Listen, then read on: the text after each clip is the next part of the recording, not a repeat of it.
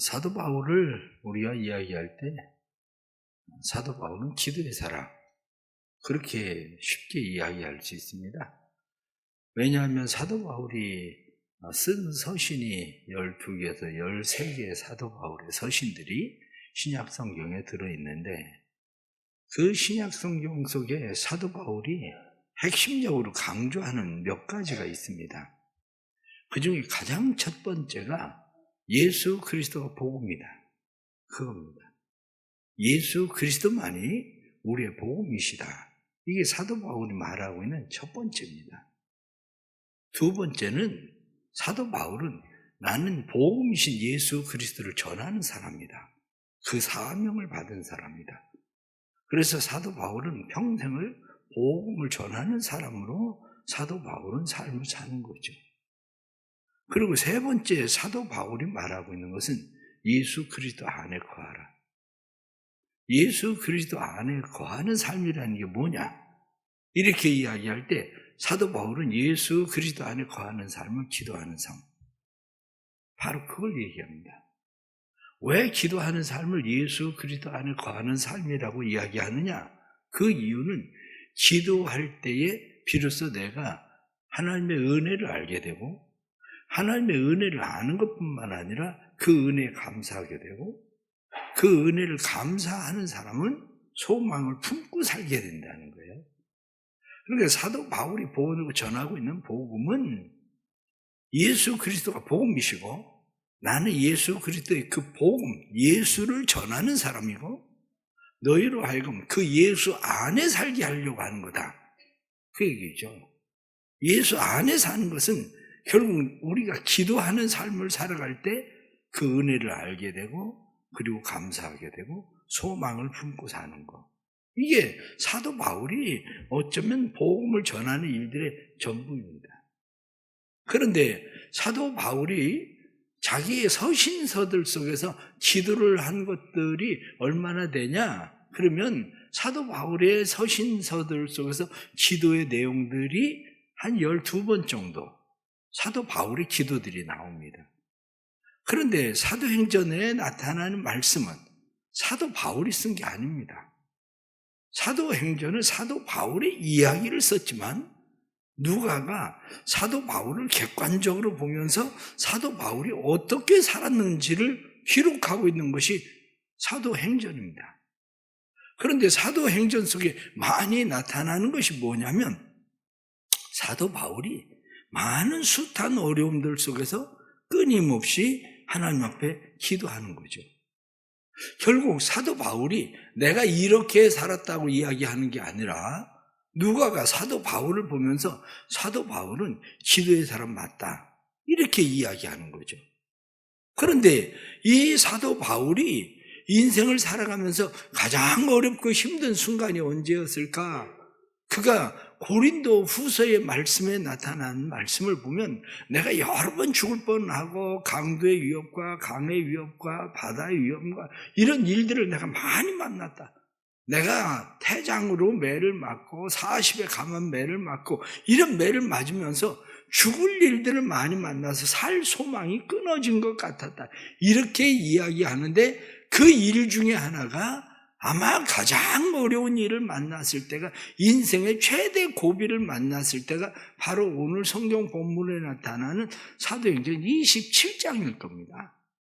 왜냐하면 다른 일들은 사도 바울이 어려움들을 당하지만 오늘 본문에 나타난 말씀처럼 이 사람들이 열 나흘, 태풍도 한번 지나가면 며칠이면 태풍이 지나가는데, 바다에서 만난 이 태풍이 하루 이틀도 아니고 열 나흘 동안 계속되는 태풍으로 인해서 배에서 버려야 될 것은 전부 다 버리고, 이제는 성경에 나타난 말씀을 보면 20절 말씀에 여러 날 동안 해도 별도 보이지 아니하고 큰 광풍이 그대로 있음에 구원의 여망마저 없어졌더라. 이젠 가능성조차도 도저히 다 없어져 버린 그런 상황, 이 상황을 사도 바울이 만났다, 지금 그 이야기를 하고 있습니다. 우리도 살아가면서 이런 어려움들을 만날 수도 있습니다. 살 소망, 그게 완전히 사라져버린 거. 아니, 하루 이틀이면 끝나야 되는데 1년, 2년이면 끝나야 되는데 도대체 이 어려움이 언제까지 이게 계속돼야 되는 건지 이 일들을 만난 거죠. 사도 바울은 예루살렘에 들어가려고 했습니다. 그때의 빌립의 딸들과 사람들이 사도 바울에게 이야기하기를 당신 예루살렘에 가지 마십시오. 당신이 예루살렘에 가면 이런 큰 어려움을 당할 겁니다. 그래서 밧줄을 가져다가 사도 바울을 묶고 얘기하기를 당신이 이렇게 될 겁니다. 그러니까 예루살렘에 가지 마십시오. 그리고 얘기를 해요. 그런데 사도 바울이 이야기하기를 나는 이미 그곳에 가서 죽기도 각오한 사람인데 내가 뭐 그걸 두려워하겠냐. 그리고 사도 바울이 굳고 고집을 부리고 예루살렘으로 그가 들어간 거죠. 예수님께서 예루살렘에 들어가실 때에 제자들과 사람들은 예루살렘에 들어오신 예수님을 호산나 그리고 환영을 했습니다. 그런데 예수님께서는 사람들이 호산나 호산나 그리고 환영을 해도 예수님은 이미 알고 있었어요. 그래서 예수님은 이미 예루살렘에 올라가시면서 계속적으로 말씀하는 것이 내가 예루살렘에 올라가면 내가 장로들과 서기관들과 사람들에게 넘기움바 되어서 난 죽게 될 거다. 순한 예고를 예수님은 여러 번 예수님은 말씀하시거든요. 그러면서 예수님은 나는 섬김을 받으러 온 것이 아니라 섬기러 왔다. 나는 모든 사람의 대속물로 나를 주려고 온 거다. 예수님은 알고 계셨어요. 그 일을. 사도 바울도 지금 분명하게 알고 있지는 않습니다. 그런데 예언들에 의하면 자기가 예루살렘에 올라가면 어떤 일을 만날지를 알고 있었던 거죠. 그런데 예루살렘에 가서 결국에는 사도 바울이 잡히게 되고 신문을 받게 되고 그러니까 사도 바울이 생각하기를 나는 이 사람들에게 신문을 받는 게 아니라 난 로마 시민이니까 로마에 가서 신문을 받겠다. 그래서 가이사 앞에서 나는 재판을 받겠다. 그렇게 얘기를 한 겁니다. 성경에 나타나는 사도행전 26장 32절 말씀 보면 이에 아그리빠가 베스도에게 이르되 이 사람이 만일 가이사에게 상소하지 아니하였더라면 석방될 수 있을 뻔하였다 하니라. 그가 상소하지 않았더라면 사도 바울은 석방됐을 거예요. 이 사람을 가둘 만한 죄는 아니다. 그리고 잘못한 게 없다. 그러니까 석방시켰을 텐데 사도 바울이 나는 가이사에게 가서 재판받겠다. 이렇게 이야기하는 바람에 지금 로마로 가고 있는 거죠. 그런데 로마로 가고 있다가 사도 바울은 이야기하기를 여기 미항에 머물자. 풍랑이 올 거다. 미항에 머물자. 이렇게 이야기했는데 사람들이 그 말을 안 들어. 선장도 선주도 그 사람들을 끌고 가는 백부장도 말을 안 듣고 그들은 여기 미항이라는 항구가 조금 작으니까 우리가 좀 더 풍랑을 지나고 그런다 할지라도 그것을 넘어갈 수 있는 것은 좀 더 넓은 항구에 가서 머무는 게 좋겠다. 그래서 그들은 베닉스로 갑니다. 그런데 그렇게 가다가 풍랑을 만나게 돼서 이 풍랑으로 인해서 고난을 심하게 당하고 있는 상황을 만난 거죠. 그런데 하루 이틀도 아니고 여러 날 동안 계속되니까 모든 것을 사람들은 다 잃어버리고 만 겁니다. 소망도 끊어졌다는 겁니다. 그러면 우리가 생각해야 되는 것이 사도 바울은 그러면 그곳에서 무엇을 하고 있었겠습니까? 다른 사람들처럼 소망 잃어버렸으니까 소망을 다 끊어버리고 그냥 가만히 배 안에서 죽기만을 기다리고 있었겠습니까? 그건 아니었을 거예요. 제가 처음부터 말씀드린 것처럼 사도 바울은 기도의 사람이다. 기도의 사람이었었던 사도 바울은 무엇을 했을까? 할 수 있는 게 뭡니까? 기도잖아요. 기도. 왜 기도를 했다고 이야기하느냐면 사도 바울이 그 상황 가운데서 기도할 때에 하나님께서 바울에게 나타나서 이야기하기를 바울아 두려워하지 마라. 내가 반드시 가이사 앞에 서야 할 것이라. 이렇게 하나님께서 말씀하셨다는 거예요. 그러면서 사도 바울이 너와 함께 항해하는 모든 사람을 다 너에게 넘겨주겠다. 그렇게 말씀하셨다는 거예요. 기도하니까 하나님께서 사도 바울에게 그렇게 말씀하시는 거지. 기도하니까. 오늘 우리가 생각할 것이 바로 그겁니다. 그런데 바울이 무슨 기도를 했을까? 그리고 생각을 해봤습니다. 바울이 기도할 때에 무슨 기도를 했을까? 그냥 가만히 말씀을 묵상하면서 생각해보면, 하나님, 제가 잘못 선택한 겁니까? 사람들이 예루살렘에 들어가지 말라고 얘기할 때에 제가 예루살렘에 가지 말았어야 되는 건가요? 내가 오기를 부리고 있었나요? 내가 고집스러운 건가요? 예루살렘에 가지 말라고 예언자들이 예언을 하는데 당연히 그것을 받아들이고 내가 예루살렘에 가지 말았어야 되는데 쓸데없이 공연히 예루살렘에 들어간다고 오기를 부려가지고 이런 일을 만난 건가요? 그 생각을 왜 안 했겠어요? 하나님, 내가 지금 잘못 선택한 겁니까? 사도 바울은 생각을 했을 겁니다. 하나님, 내가 상소하지 말았어야 되는 거 아니었나요? 상소하지 않았더라면 노임을 받을 수 있었는데 공연히 가이사 앞에 가서 내가 재판을 받겠다 이렇게 쓸데없이 얘기해가지고 지금 내가 스스로 매를 버는 일처럼 이런 꼴을 만나는 거 아닙니까? 사도 바울의 마음 가운데 그런 마음이 왜 안 들었겠어요? 그런데 하나님이 답이 없어. 하나님, 이 풍랑이 언제까지 하나님 이 풍랑이 일어나야 되나요? 하나님, 뭐가 있어야 되는데 진짜 나 가이사 앞에 가서 설 수는 있는 건가요? 아마 사도 바울이 말씀에 나타나는 것처럼 14일 동안 바울은 그 풍랑 속에서 계속 그런 기도를 했을 거예요. 어떤 면으로 이야기하면 사도 바울은 답 없는 기도를, 왜?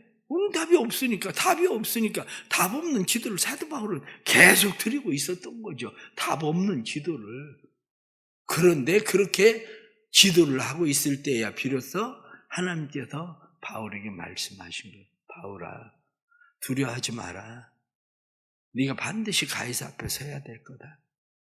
그러니까 이 사람들의 생명도 다 너에게 넘겨주겠다. 내 손에 달린 것 같다. 하나님께서 말씀하신 거죠. 그 말을 들은 사도 바울이 사람들에게 이야기합니다. 부형들이 안심하라. 걱정하지 마라. 두려워하지 마라. 하나님께서 지난밤에 분명하게 나에게 말씀하셨다. 나에게 하나님께서 말씀하시기를 우리가 한 섬에 도착할 거라고, 도달할 거라고 얘기했다. 그러니까 이거 먹고 힘내라. 그래서 사람들에게 마지막 떡을 나누어 주고 그 사람들의 앞에서 사도 바울이 하나님께 축사했다. 성경이 말씀한 것처럼 축사했다. 하나님 앞에 기도했다. 하나님께 감사했다. 그것은 마치 예수님께서 보리떡 5개, 물고기 2마리 가지고 있는데 5,000명의 사람들은 앉아있는데 이걸 가지고 도대체 이 5,000명을 어떻게 먹이겠습니까? 떡 5개, 물고기 2마리를 가지고. 그런데 예수님께서는 그것을 가지고 축사하셨다는 거예요. 하나님 앞에 축사하셨다.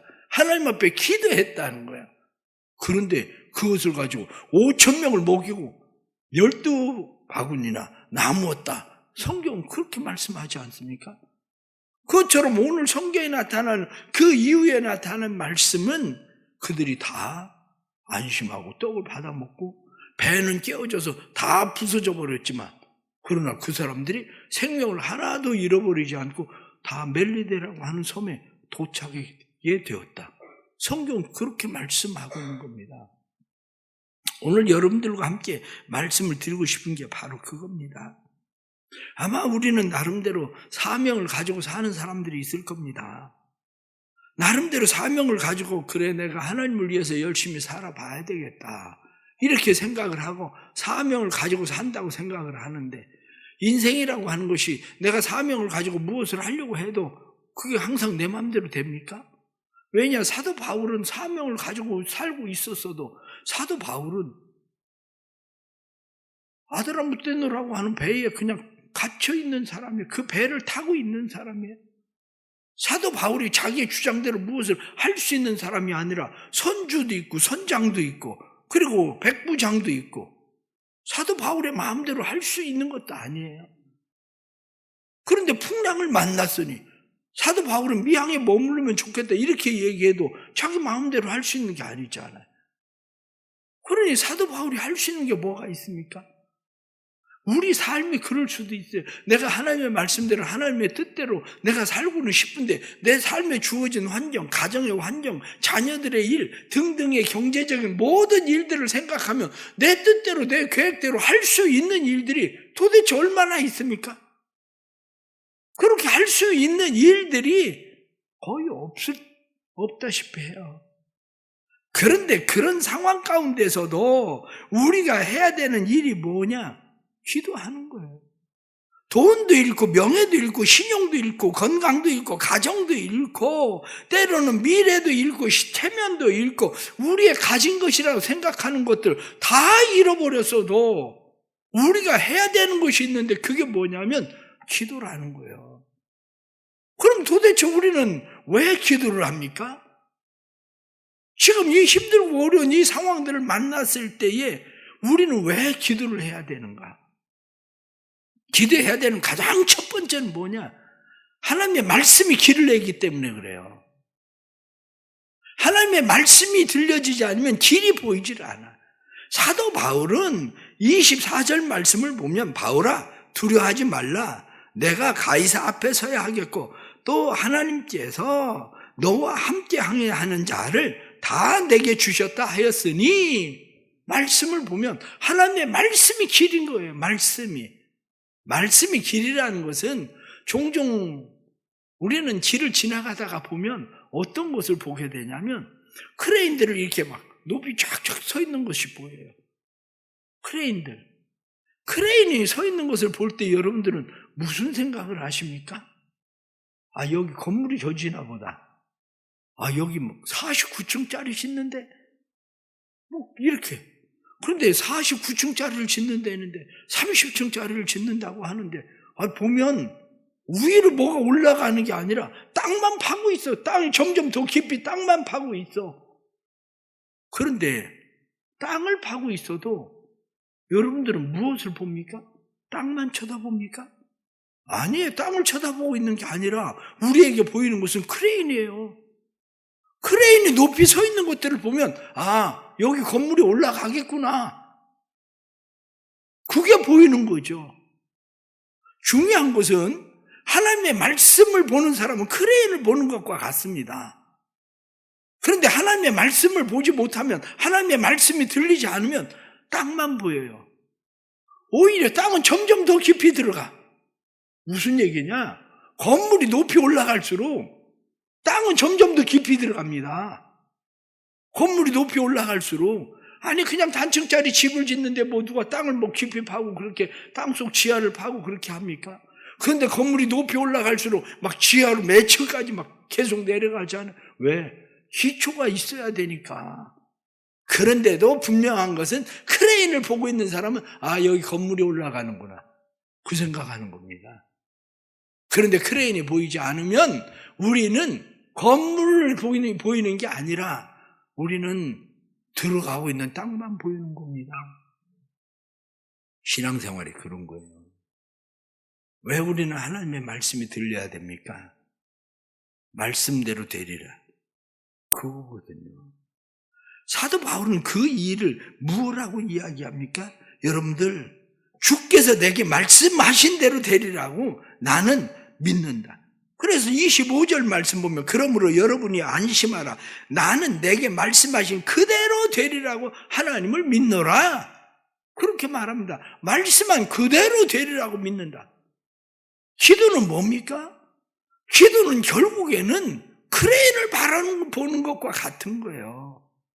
땅을 바라보는 게 아니라 크레인을 바라보는 거. 기도할 수 있기를 바랍니다.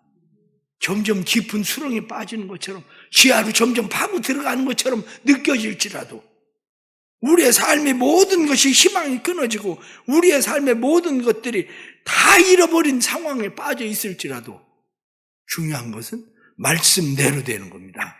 크레인이 올라가는 것처럼 크레인이 높아지면 높아질수록 건물은 점점 더 높아질 겁니다. 우리의 삶도 하나님의 말씀대로 되는 거예요. 그래서 기도하는 사람은 하나님의 말씀을 보고 가는 거예요. 말씀을 보고. 그래서 결국 말씀이 길입니다. 말씀이 길을 엽니다. 말씀이 문을 엽니다. 풍랑 속에 누가 길을 냅니까? 풍랑 속에 길을 내시는 분은 하나님이시지. 그러니까 유라굴로라고 하는 이 풍랑 속에 길을 내시는 하나님. 그 하나님은 멜리데라고 하는 섬에 하나님은 길을 내시기 시작한 거예요. 우리 삶에도 이 하나님의 은혜가 있어지길 주의 이름으로 축복합니다. 기도하는 이유는, 기도는 내 길만 내는 게 아니라 다른 사람의 길들도 냅니다. 기도는 사도 바울이 자기가 그 음성을 들었기 때문에 안심하고 혼자 가만히 있은 게 아니에요. 안심하고 혼자 가만히 있은 게 아니라 사도 바울이 다른 사람들을 격려하면서 이야기합니다. 나는 하나님의 말씀대로 되리라고 믿는다. 그러니까 부형들이여, 걱정하지 말고 염려하지 말고 힘내라. 그리고 사람들에게 떡을 먹이면서, 그래서 오늘 36절 말씀 보면 그들도 다 안심하고 받아 먹으니. 자, 이게 무슨 얘기입니까? 사람들이, 그 가운데 모든 사람들이 다 안심하지는 않았을 거예요. 이게 뭐 무슨 말이 되는 얘기야? 이렇게 생각할 수도 있었을 겁니다. 그런데 대부분의 사람들은 이게 무슨 일입니까? 사도 바울이 떡 먹고 힘내자, 우린 다 섬에 도착할 거다, 이렇게 얘기하니까 사람들의 마음 가운데 안심이 되기 시작했다는 거예요. 그래 떡을 받아 먹고 그 사람들이 떡 먹어야 헤엄쳐서 바다를 그래서 섬을 어디 가든지 우리가 할 거 아니야, 자 먹고 힘내자. 사람들이 세상 말로 으쌰으쌰 하듯이 사람들이 그렇게 됐다는 거예요. 기도는 나에게만 길을 내는 게 아니라 나와 함께하는 사람들에게 길을 냅니다. 우리의 가정들에게 길을 냅니다. 자녀들에게 길을 내고, 남편에게 길을 내고, 아내에게 길을 내고, 내 주변에 있는 사람들에게 길을 냅니다. 기도는 자녀들이 낙심해 있을 때에 기도하는 부모가 있으면 부모는 자녀에게 길을 낼 겁니다. 걱정하지 마. 하나님 함께 하실 거예요. 하나님이 너를 세상에 보내실 때 그냥 보낸 게 아니라 하나님께서 너를 세상에 보낼 때 사명을 가지고 보내신 거야. 그러면 하나님께서 책임지실 거야. 너무 걱정하지 않아도 돼. 그 일을 하나님이 시작하셨으면 하나님이 마치실 거야. 그러니까 괜찮아. 암도 괜찮아. 부도도 괜찮아. 여보, 힘내. 내가 기도하고 있어. 내가 기도하고 있는데 하나님께서 내게 말씀하신 대로 내게 편안을 주신 것을 보니까 당신이 이 일이 완전 망하지는 않을 것 같아. 다시 일어설 것 같아. 괜찮아. 바로 기도가 그런 겁니다. 기도하지 않으니까 이래 당신이 어떻게 할 거냐고, 일을 왜 이렇게 만들었냐, 애들한테 도대체 넌 밥 먹고 뭐 하고 있는 거냐. 왜? 기도하지 않으니까 그러는 겁니다. 기도하는 사람들은 내 길만 내는 것이 아니라 다른 사람의 삶에도 길을 내는 사람이 누구냐면 기도하는 사람인 거예요. 사도 바울이 기도하면서 길을 내듯이 우리가 기도함으로 우리의 주변에 있는 사람들에게 길을 내는 하나님의 은혜가 나타나길 축복합니다. 자녀들에게 길을 내야 돼요. 남편에게 길을 내야 돼요. 우리의 사업에 길을 내야 돼요. 길을 내시는 그 하나님을 믿고 기도할 수 있기를 바랍니다. 그러면 하나님께서 우리를 통해서 길 내시는 하나님이 그들에게도 안심하게 하시고 그들에게도 평안을 주시고 그들이 길을 만나는 은혜를 보게 될 겁니다. 마지막 하나는 하나님의 돕는 은혜를 발견하게 됩니다. 이 하나님의 돕는 은혜가 참 신기합니다. 왜냐하면 사람들이 멜리데라고 하는 섬에 도착을 해요. 말씀에 나타나는 것처럼 도대체 이 많은 276명의 사람들이 다 멜리데의 섬에 도착하는데 한 사람도 죽지 않고 다 그 섬에 도착을 합니다. 이 죄수들, 그것뿐만 아니라 상인들 가진 건 하나도 없이 한마디로 헤엄쳐서 다 섬으로 기어 올라왔는데 이 많은 사람들을 이거 어떻게 해야 됩니까? 이 많은 사람들을? 그런데 하나님의 방법은 어렵지 않습니다. 하나님의 방법은 어렵지가 않은 게 이 섬에 휴장의 아버지가 이질에 걸려, 열병에 걸려. 그런데 사도 바울이 그 사람을 위해서 기도했더니 병이 나서 그랬더니 사람들이 나도 병 좀 고쳐줘. 사람들이 사도 바울에게 기도를 받으러 오기 시작합니다. 그러더니 섬에 있었던 사람들이 병이 나서 기도했더니 그 사람들이 병든 사람들이 병이 났으니까 나머지 사람들은 다 누구의 덕을 보는 겁니까? 사도 바울의 덕을 본 거예요. 심지어는 이 사람들이 다른 배를 타고 로마로 갈 때에 그들의 쓸 물건을 배에까지 실어서 그들을 보냈다는 거예요. 다른 사람이 내 덕을 보고 살아야지. 내 기도의 덕을. 망한 사람, 죽어가는 사람, 그런 사람들도 내 덕을 보고 내게 하나님께서 도없는 은혜를 주셔서 도없는 은혜의 손길을 통해서 하나님께서 행하시는 일을 보게 하는 거, 그게 기도하는 사람들이 하는 겁니다. 그게 우리는 왜 기도합니까? 우리가 기도하는 것은 하나님 내 기도의 덕을 보게 해주세요. 나 때문에 저 사람들도 덕을 좀 보게 해주세요. 사실은 우리가 그 기도하고 있는 거나 마찬가지예요. 걱정하지 마십시오. 멜리데 섬에 도착하듯이 도착하게 될 겁니다. 하나님의 도움는 은혜를 만나게 될 겁니다. 하나님의 도우시는 사람을 만나게 될 겁니다. 내 힘으로 하는 거 아닙니다. 사도 바울이 할 수 있는 게 뭐가 있었습니까? 배 안에서 사도 바울이 할 수 있는 거 아무것도 없었습니다. 미양에 머물게조차도 할 수 없었습니다. 그런데 하나님께서 사도 바울이 기도할 때에 기도하던 사도 바울에게 안심하라, 두려워하지 마라. 네가 가이사 앞에 서야 할 거다. 그 말씀 하나 붙들고 사도 바울이 갈 때에 하나님께서 일하시는 것을 보게 되지 않습니까? 우리의 삶에도 길 내시는 하나님, 그 하나님께서 우리 안에 놀라운 일을 행하실 줄 믿습니다. 모든 거 다 잃어버렸습니까? 자녀들에게 길이 보이지 않습니까? 남편에게 길이 보이지 않습니까? 그렇지 않습니다. 기도하지 않으니까 길이 보이지 않는 거지. 길은 하나님이 내시는 거지. 하나님의 은혜가 우리 사랑하는 교회와 성도들의 가정에 삶 속에 나타나기를 주의 이름으로 축복합니다. 기도하겠습니다. 길을 내시는 하나님을 믿습니다. 길을 내시는 하나님, 유라굴로 광풍 속에서 하나님의 길을 내셨습니다. 하나님께서 멜리데 섬에 도착하게 하신 것뿐만 아니라 하나님께서 길을 내시더니 모든 사람들이 사도 바울에게 하나님의 은혜에 입혀 주심을 보게 하고 그 은혜를 입었습니다. 우리로 하여금 바울과 같이 기도할 수 있도록 도와주옵소서. 그래서 그 기도가 크레인을 보는 것처럼 하나님을 볼 수 있도록 만들어 주시고 기도하게 해 주셔서 우리의 기도가 다른 사람들의 길을 여는 기도가 되게 해 주옵소서. 우리의 기도가 다른 사람들에게 하나님의 도움는 은혜가 나타나는 일을 보게 하는 역사가 되게 하여 주옵소서. 힘들고 어렵습니다. 모든 것을 다 잃어버렸습니다. 살 소망이 끊어졌습니다. 명예도 체면도 뿐만 아니라 건강도 돈도 가정도 모든 것을 다 잃어버리고 다 무너진 것 같은 상황입니다. 낙심과 절망에 빠져 있을 수밖에 없습니다. 죽음을 기다리는 수밖에 없습니다. 그러나 무너진 삶 속에, 죽음을 앞둔 삶 속에, 허망한 모든 삶의 여정들 속에서 다시 하나님이 우리를 일으켜 세우시는 것을 믿습니다.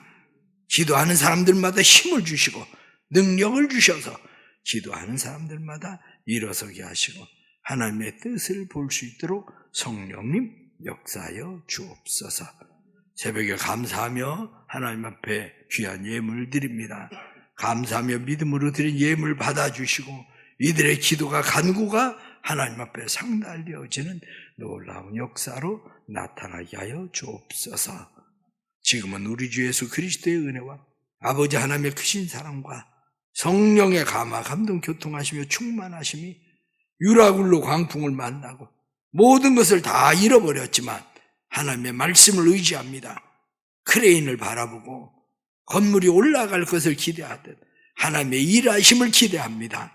성령님 기대하는 모든 성도들에게 하나님의 말씀대로 되는 놀라운 역사들이 일어나기를 간절히 축원하옵나이다. 아멘.